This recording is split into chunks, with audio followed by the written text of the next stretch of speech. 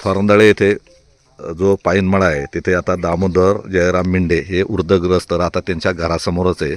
आणि इथं आता सरपंच, पोलीस पाटील आणि स्थानिक ग्रामस्थ दिसतात. तर इथं जे दामोदर जयराम मिंडे यांचा दरोड्यामध्ये मृत्यू झाला आणि या घटनेने खळबळ उडाली. आता पोलीस पथक आलेलं आहेत. तर आता इथं पोलीस पाटील महिला मॅडम आहेत. तर काय नाव तुमचं? वैशाली सुरेश टेमगिरे, पोलीस पाटील थोरांदळे. हां, काय परिस्थिती काय झाली, कशी झाली चोरी, काय अंदाज काय? 29 तारखेला सकाळी 7 वाजता मला कॉल आलेला विकास विश्वासराव यांचा. हां का मॅडम इथं चोरी झालेली आहे विश्वासरावांच्या इथं. म्हणून मी घटनास्थळी 7:30 वाजेपर्यंत घटनास्थळी पोच झाले.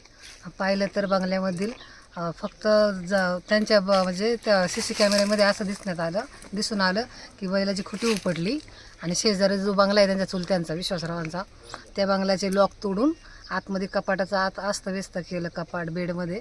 तर काही गेलेलं नव्हतं, सगळे मुंबईला होते मुलं बिलं, गावी कोण राहत नाही आहे तिथे.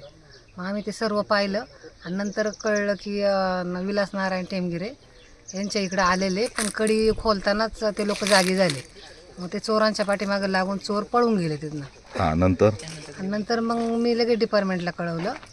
तर 1 तासाच्या आत डिपार्टमेंटची गाडी आलेली, Manchar police station. Manchar police स्टेशनचे ढोबळे मेजर आणि ते आलेले. हां, मग आम्ही परत जाऊन CC कॅमेऱ्याने पाहिले. तर 12 वाजेपर्यंत आम्ही त्याचे व्हिडिओ सगळे गावामध्ये व्हायरल केले. कारण गावामध्ये खूप कांदे काढण्यासाठी लोक आलेले आहेत बाहेरचे. तर कुणी जर पाहिले असले या मुलांना कॅमेऱ्यामध्ये दिसतात म्हणून पाहिले असेल तर कळवा. हां, तर आम्ही ते व्हायरल केले. आणि आज सकाळी मला 8 वाजता फोन आला बाबाजी श्रीकृष्ण मिंडे यांचा, का मॅडम असं असं झाले, दामोदर मिंडे यांचं घातपात वाटतोय, या लवकर. मग मी लगेच घटनास्थळी हजर झाले. त्यावेळेस तुम्ही आतमध्ये घरात गेल्या होत्या? हो, गेले होते. हां, त्यावेळेस काय स्थिती होती त्यांची, दामोदर मिंडे यांची? ते जसे आत्ता जसे होते एका कुशीवरती झोपलेले होते आणि त्यांच्या डोक्याला मार होता. डाव्या कुशीला झोपले होते. इथं घरात कोणीच नव्हतं ना? कोणच नव्हतं, ते एकटेच राहतात तिथे. हां, डाव्या. आणि घरात अस्ताव्यस्त केले काय? हां, आतल्या रूममध्ये आहेत ना ते पिट्या त्यांच्या उचक, त्यांचे काही बॅग बाहेर आणून टाकलेली. हां, नंतर बॅग बाहेर आणून टाकले त्यांचे. हां, आणि म्हणजे दामोदर जयराम मिंडे हे ज्यावेळेस तुम्ही पाहिलं त्यावेळेस ते मृत अवस्थेत होते. म्हणजे हा चोरीचा किंवा दरोड्याचा प्रयत्न करून त्यांना मारून चोरट्यांनी त्यांचं काम केलेलं दिसतंय. आता इथं संपूर्ण ग्रामस्थ आहेत, इथं समोर दिसत आहेत पहा. आणि ह्या घराच्याच मागे ही घटना, घराच्याच मध्ये घटना घडली.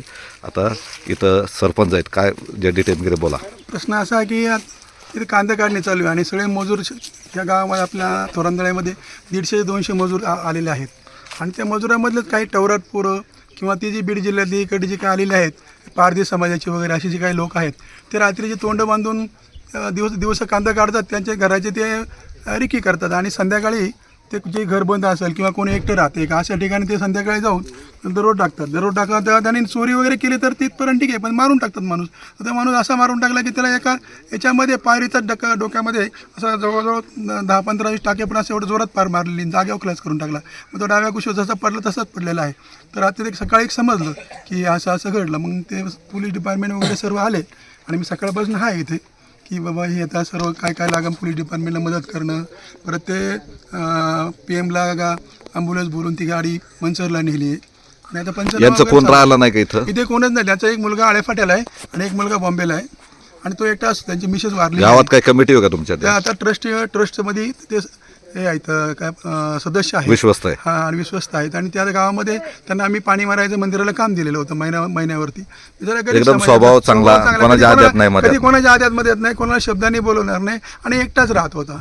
तर त्याला असं रोज भेटायचं आम्हाला गावामध्ये, पण आज आला नाही. म्हणून कोणीतरी ते सही घ्यायला म्हणून त्याच्याकडे मुलगा आला, बघितलं तर ह्या अशा अवस्थेत तो दिसला. म्हणजे त्याची कोणाची वैर वगैरे काहीच नाही आहे. पण ते चोर पण काय असं एखादं चांगलं घर बघून केलं तर गोष्ट अलग आहे. त्या घरात कोणी बघून असं ओपन झोपलेला माणूस आहे, तिथे काय मिळणार आहे? अशा ठिकाणी त्या लोकांनी, तो माणूस तर गेला नाही. म्हणजे त्यांना चोरीच करायची होती तर ते कुठे चांगलं घर बघायला. ह्या घरामध्ये साधं सर्वसामान्य माणसाला कळलं की ते काहीच नसणार आहे ना. अशा ठिकाणी जाऊन त्या माणसाला मारून टाकलं. म्हणजे पण नेमकं चोरी कोणी केली हे माहित नाही. अज्ञात व्यक्ती आता पोलीस आलेले आहेत. नाही, ते चोरी कशावर म्हणायची तर त्यांनी ते डबे वगैरे बाहेर आणून टाकले, बाहेर आणून टाकले अस्तव्यस्त. त्याचे सगळे रेशनिंग त्याचं कोणाशी खुन्नस किंवा भांडण नाही. गावामध्ये तो कोणाला न बोलणारा माणूस आहे. एकदम म्हणजे चांगल्या सोजवळ स्वभावाचा माणूस होता. डेली मी गावात आलो तर देवदर्शन टायमाला भेटायचा. काही ना काही गावातलं हे काम राहिलं ते काम राहिलं सांगायचं. अख्खा गाव हळहळतं तो गेल्यामुळं.